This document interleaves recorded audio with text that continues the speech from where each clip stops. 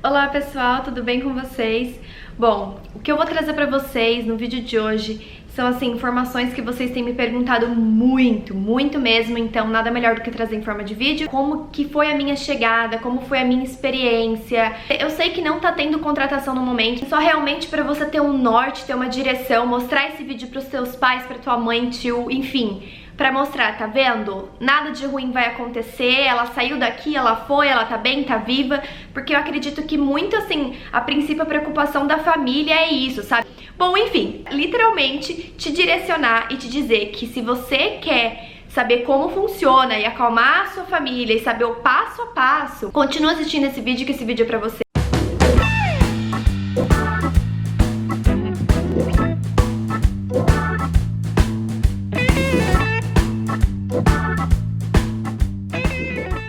Então vou relatar pra vocês os fatos mais importantes que uma pessoa que não tem noção de absolutamente nada do que vai acontecer depois que passa no processo seletivo e vem pra cá, precisa saber. Quando eu vim pra cá, eu já sabia o meu endereço, eu já sabia onde eu ia morar, então eu pesquisei no Google, eu consegui ver que literalmente era assim, um prédio no meio do nada, um prédio no meio de areia. Não tinha assim, tinha alguns prédios ao redor, mas não tinha muita coisa. Eu tinha um contato apenas com uma grande amiga hoje minha, a Flávia. Então ela me ajudou assim com algumas informações úteis, me dizendo realmente, olha, você vai morar no meio do deserto, você vai morar longe. Depois de 3 meses você pode mudar de acomodação se você quiser. Então assim, a partir do momento que você passou no processo seletivo e você tá vindo pra cá, você não precisa se preocupar com acomodação, com ônibus, com o táxi que você vai pegar no aeroporto para vir até a sua acomodação, que é a acomodação que a empresa fornece, etc. Você não precisa se preocupar com absolutamente nada.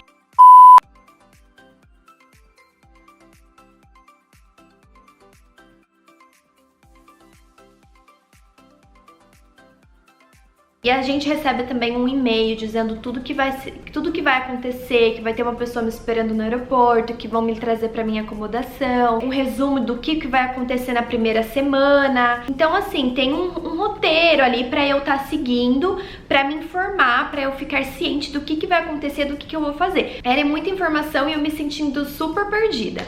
Cheguei em Dubai, tinha realmente uma moça lá com uma plaquinha com o meu nome me esperando. Ela me recepcionou, me levou até o carrossel lá pra pegar as malas, me levou pra um tipo de um escritório onde eu peguei um envelope onde tem meu endereço, um chip, com algum crédito que tinha ali pra gente conseguir, né, se comunicar com os nossos familiares. E depois essa moça me levou pra um outro lugar, como se fosse um caixa de banco, digamos assim. Não posso falar o valor, né, que eles me deram, mas eles me deram ali um valor razoável até eu começar o treinamento, até começar a receber o salário e etc, para comprar as minhas coisas, né, logo de início, que a gente chega, né, somente com 2 malas de 23 quilos. Então imagina, uma vida em 2 malas. Pra não dizer que eu não trouxe, eu trouxe o quê? Eu tava com... Nem sei se eu tinha moeda ou eu tinha, sabe, troco do aeroporto? Eu comprei alguma coisa no aeroporto, sobrou, coloquei o troco dentro da carteira, mas não vim preparada financeiramente pra me manter pra nada, porque eles realmente nos disseram que não precisaria. E realmente, quando a gente chegou, a gente recebeu como se fosse assim, digamos que um salário pra gente conseguir se manter no início. Tá, isso já me deu uma segurança maior. Daí já tinha um táxi esperando do lado de fora do aeroporto, já sabia onde tinha que me levar, entrei ali e vim. E no caminho eu ficava, meu Deus, mas tá andando, não chega logo, não vejo... Então, parecia assim que a gente tava se afastando da cidade, mas eu fiquei assim, tá, calma, lembra, você viu o teu endereço, é no meio do nada, então tá bom, pensa, você está indo pro meio do nada. Mas eu fico, assim, é um turbilhão de sentimentos, você fica preocupada, você fica pensando nos seus familiares, sabe? Querendo ou não, principalmente a gente que veio do Brasil, a gente sempre fica desconfiada, né, com o pé atrás. Ai, será? Será que tudo isso é real? Será que tá acontecendo? Cheguei no apartamento, assinei uns documentos na recepção, peguei a chave do meu apartamento e vim. O apartamento onde eu moro tem 38 andares, eu moro no 37º andar. Assim, eu juro pra vocês que eu queria muito que tivesse uma câmera filmando a minha reação. De quando eu finalmente cheguei e me deparei com essa vista. Foi aí então que minha ficha caiu e eu percebi que eu estava realmente em Dubai e morando no meio do deserto.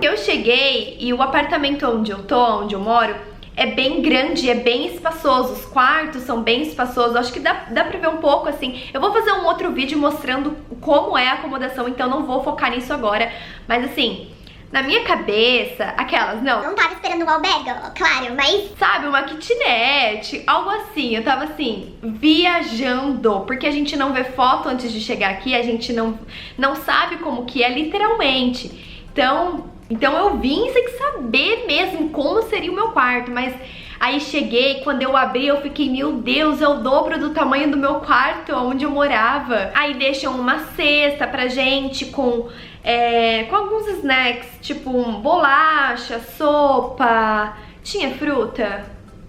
Ai, não lembro, acho que não. Tinha pão, enfim, tinha vários snacks, agora eu já não vou lembrar, né? Tá, agora falando em sentimentos, como que eu estava psicologicamente e etc.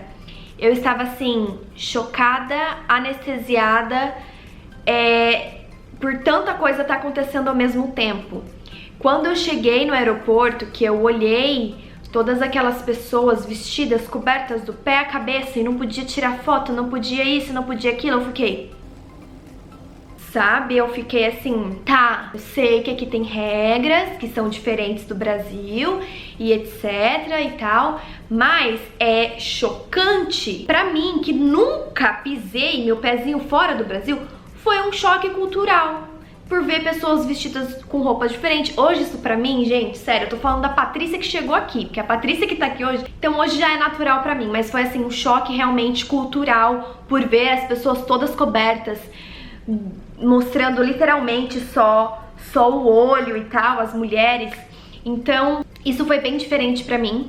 Quando eu cheguei, eu estava assim, o meu horário todo confundido, porque 7 horas é diferença demais. E no voo eu não descansei quase nada, porque eu tava muito ansiosa, eu tava nervosa, não sabia o que esperar. E a diferença do tempo, né? Quando eu saí a primeira vez fora do aeroporto de Dubai, aquele bafo na minha cara, eu fiquei...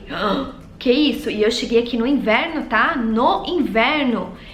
Até hoje minha amiga Flávia zoa da minha cara, fala, Patrícia, lembra quando você porque agora no inverno eu falo, ai que delícia, fresquinho.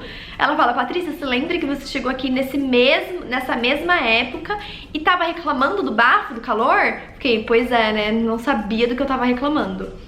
Minha amiga veio no mesmo dia que eu cheguei, eu não queria sair, eu não queria fazer nada, eu tava assim, receosa, eu tava com medo, eu não queria conversar em inglês, eu não queria falar inglês porque eu tava com vergonha. Eu nunca tive que, na verdade, colocar meu inglês a toda prova, tirando a parte do processo seletivo. Eu nunca estive em um país onde ou eu falo inglês ou eu falo inglês. E as duas meninas que moram comigo, elas não são brasileiras, então... Obviamente, se elas moram comigo, eu preciso falar com elas e eu preciso falar inglês. Não tem como conversar com elas, sendo que ela não fala as duas não falam minha língua e eu não falo a língua delas. A Flávia chegou, falou, vai, vamos, se troca, vamos sair. Gente, eu vou contar pra vocês. A primeira vez que eu entrei dentro do táxi com ela levou assim pra fazer um mini tour aqui por Dubai.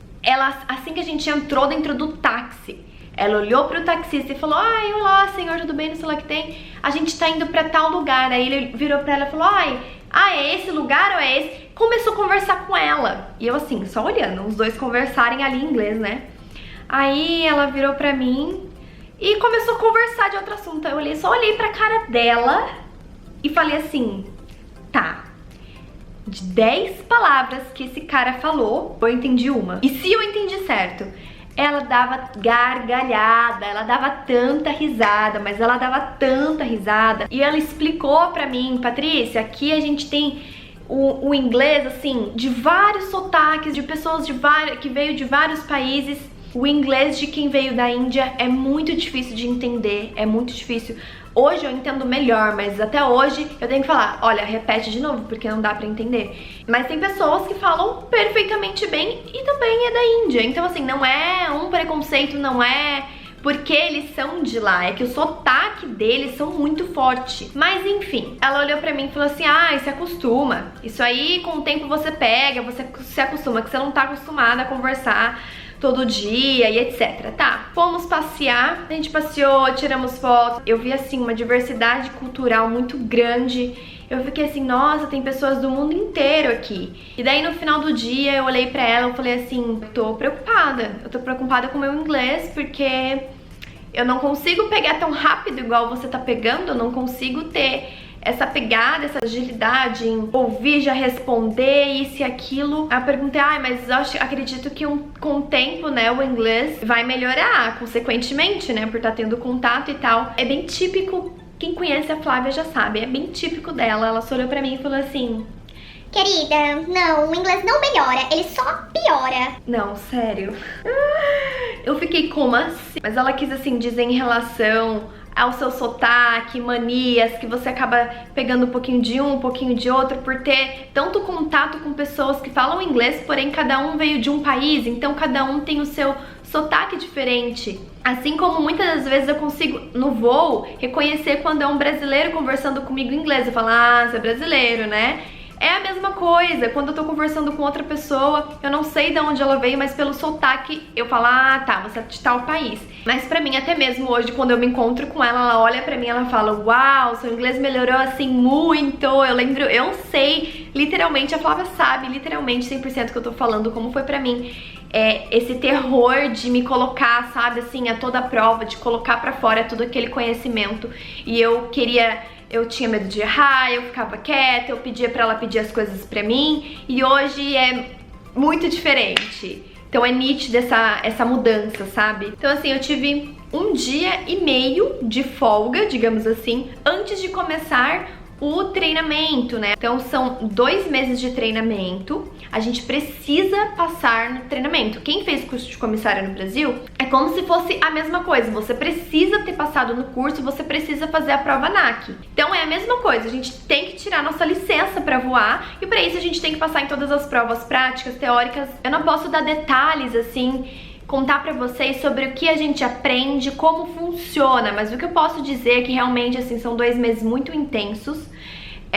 A gente estuda muito tempo, a gente passa em torno de 8 horas e meia por dia lá no treinamento. É assim, é bem puxado, é muita coisa, é muita informação. Eu quase não tive tempo pra sair, porque o treinamento funciona outra coisa, uma informação importante que não sei se muita gente sabe. O final de semana aqui é totalmente diferente do Brasil, não é sábado e domingo. Aqui, sexta e sábado é final de semana. Domingo já conta como dia útil. Então a gente sempre fazia o curso de domingo a quinta. Sexta e sábado era nosso final de semana. A gente não tinha curso, não tinha treinamento, não tinha nada. Então isso foi um pouco difícil pra mim me adaptar, porque eu tava na cabeça, ainda é domingo. Não é domingo, amanhã eu já tenho treinamento. Sabe assim, de me acostumar. Te falo, assim, pela minha experiência com todas as letras, que foi muito cansativo esse treinamento. Às vezes eu chegava em casa, eu não sabia se eu ia estudar, se eu ia dormir, se eu ia preparar minha comida. O tempo é curto demais. Sobre o inglês, que todo mundo me pergunta como que eu lidei com o inglês, com o meu inglês no treinamento. Assim, tinha muita coisa que eu não entendia, porque era termos técnicos de aviação. Muita palavra nova, muito termo que eu não conhecia. Eu conhecia em português, mas em inglês não. Então, além de eu chegar em casa e estudar tudo que eu aprendi, porque no outro dia eu teria prova, eu ainda assim tinha que estudar todas as palavras novas em inglês que eu desconhecia, entendeu? Então pra mim foi muito... Tem pessoas que já chegam aqui com o inglês 100% perfeito. Eu vou falar pra você, eu não cheguei aqui com o meu inglês perfeito. Então assim, pra mim, o nível meu de dificuldade foi assim, muito difícil. Mas pra outras pessoas foi, ok, foi tranquilo. Por quê? Justamente por ter essa facilidade com a língua e etc. E eu não tava lá no meu nível fluente pra saber de A a Z todas as palavras, todos os termos técnicos. Então o meu trabalho foi dobrado. Confesso pra vocês que às vezes eu me senti um peixe fora d'água, porque minhas colegas ali de classe, e aí todo mundo falando inglês super rápido e blá blá blá blá blá, e falava muita coisa, eu ficava assim. Aí eu me perguntar, eu conseguia responder, a pessoa conseguia me entender, mas a velocidade com que eu passava a mensagem não era do mesmo nível que eles estavam conversando, sabe? Então isso pra mim foi muito difícil, porque eu queria falar daquele jeito, mas não era uma questão de que eu pudesse escolher, sabe? É um processo você aumentar o nível com que você fala. Por isso que eu falo, não fica preocupada em falar rápido, falar devagar, você vai conseguir. A prática literalmente leva à perfeição. Então quanto mais você fala, mais você se sente confiante em só falar, nem pensar. Isso vem com o tempo, só que é muito difícil você conviver com pessoas que não entendem a tua língua, que não conseguem te auxiliar. Se eu não entendesse alguma coisa que eles estavam falando, ninguém tava ali pra poder me falar, olha, Patrícia, eles falaram isso, isso e isso, aconteceu. Não, eu não tinha ali uma pessoa pra estar traduzindo pra mim, eu tinha que aprender mesmo, eu tinha que me virar nos 30. Por muitas vezes eu achei que eu não ia passar nas provas, que eu não ia ter capacidade suficiente pra conseguir estudar e aprender tanta coisa, porque eles ensinam assim, gente, é sério, é muita coisa, é muita coisa.